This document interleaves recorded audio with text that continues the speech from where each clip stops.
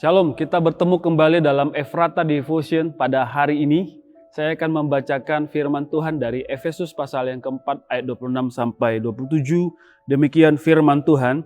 Apabila kamu menjadi marah, janganlah kamu berbuat dosa, janganlah matahari terbenam sebelum padam amarahmu, dan janganlah beri kesempatan kepada iblis. Bapak, Ibu, Saudara-saudara yang terkasih dalam nama Yesus Kristus, orang yang percaya dan menerima Yesus sebagai Tuhan dan Juru Selamatnya, tandanya ini kata Paulus, hidupnya berubah, ya menjadi manusia baru dan dia meninggalkan cara hidupnya yang lama. Salah satunya yaitu tidak menjadi pemarah. Pertanyaannya begini, Bapak Saudara, apakah orang yang sudah lahir baru tidak bisa marah?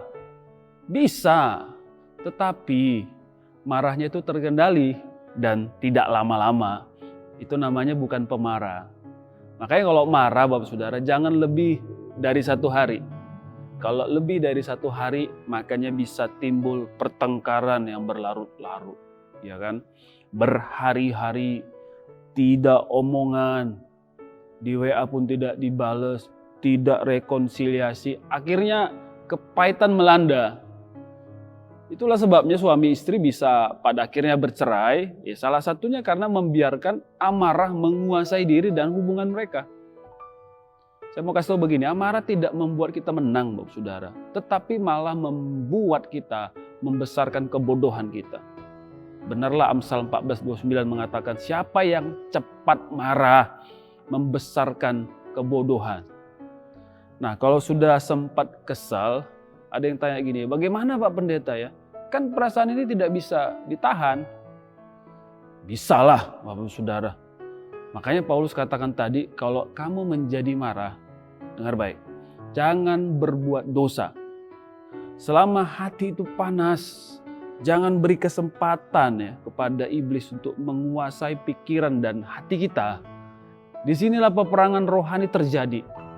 Kalau kita kalah sama iblis, maka ketika matahari sudah terbenam pun kita masih marah, masih jengkel, kesal, dan dendam. Tapi jikalau kita mau menang Bapak Saudara, berperanglah bersama Tuhan untuk mengalahkan ego kita ini. Tuhan Yesus pernah mengalami hati yang bisa saja begitu panas. Karena peristiwa apa? Dia diperlakukan jahat, ya, sehingga ia disalibkan. Tapi dia bisa tetap sabar dan mengatakan begini, Bapa, ampunilah mereka karena mereka tidak tahu apa yang mereka perbuat. Mari kita menang bersama Yesus, Bapak Saudara, untuk mengalahkan hasutan dosa ketika marah melanda itu.